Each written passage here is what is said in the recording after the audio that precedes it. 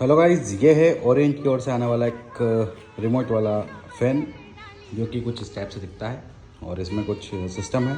On off का button दिया गया है, 5 स्पीड में आपको दिया गया है। बूस्ट आप इसको कर सकते हैं, एलईडी आपको चला सकते हैं, टाइमर दिया गया है और ये बहुत इफिशिएंसी है लाइट के लिए, बहुत अच्छा है। जिसको आप ऑन करना चाहते हैं तो यहाँ से ऑन कर सकते हैं और ऑन होने के बाद ये स्पीड किस हिसाब से पकड़ता है तो आप इसको अभी देख पा रहे हैं। अभी जो स्पीड हमने कर रखी है वो है फुल 5 पर, आप देख पा रहेंगे ये फुल 5 कर दिया है। इसको हम जैसे ही इसको ब्लिंक करेंगे और यहाँ से आप इसको बूस्ट करेंगे, देखिए बूस्ट करने पर ये आपका बूस्ट हो जाता है। ये लाइट प्रॉपर से चलती है, अभी कुछ भी काम की नहीं है, परंतु स्पीड के मामले में और हवा के मामले में बहुत इफिशिएंसी है, बहुत लाइट आपकी कंज्यूम बचाएगा और बहुत अच्छा प्रोडक्ट है। यदि पसंद आता है तो प्लीज़ चैनल को सब्सक्राइब कीजिए और बने रहिए राइड विद पांचल के साथ। जय हिंद, वंदे मातरम।